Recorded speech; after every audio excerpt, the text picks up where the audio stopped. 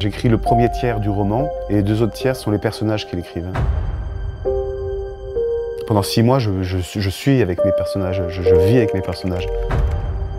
Souvent, je dis qu'ils sont sur mes épaules.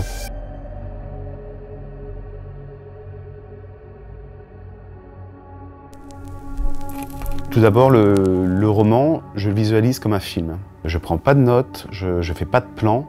Le plan, je le fais dans ma tête, scène après scène. C'est ce que moi j'appelle le moi canapé. Donc c'est une période où je suis peut-être plus sensible aux images, aux sensations. À un moment, je me dis voilà, là je suis prêt à me lancer dans un nouveau roman. Je ne sais pas encore sur quoi. Je m'allonge sur mon canapé, je lis. Et souvent donc j'écoute de la musique et je me laisse un peu transporter par ce que j'entends. Par exemple, pour Les Sœurs de Montmaur, j'ai écouté Agnès Obel.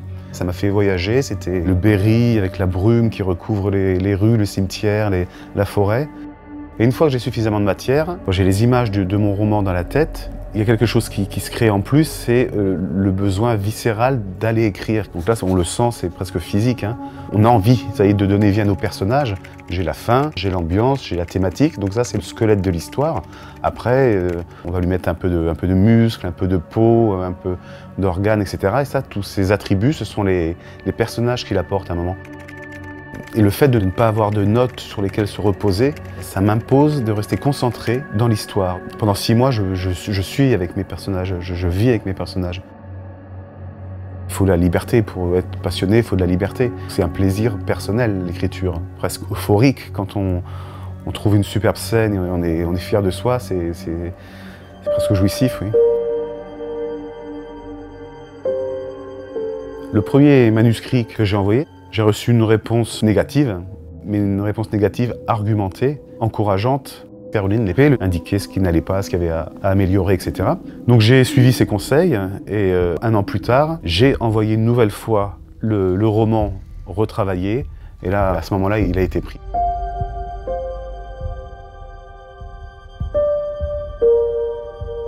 Petit, quand je me rendais à l'école et que je passais devant l'imprimerie Bussière, cet endroit c'était un peu comme une boîte magique pour moi puisque je savais que les livres sortaient de ce grand bâtiment. C'était très impressionnant et intriguant pour moi.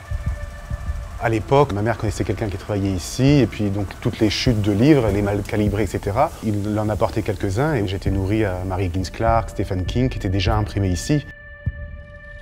C'est une boucle merveilleuse. L'imprimerie m'a fourni mes premiers livres, mes premières rêveries, mes premières sources d'imagination et je lui rends l'appareil en étant imprimé chez elle. Imaginez que vous ayez une boule en cristal et vous pouvez voir l'avenir. Imaginez que dans cette boule en cristal, vous voyez que dans 10 ans, dans 50 ans, dans 60 ans, vous n'êtes toujours pas publié.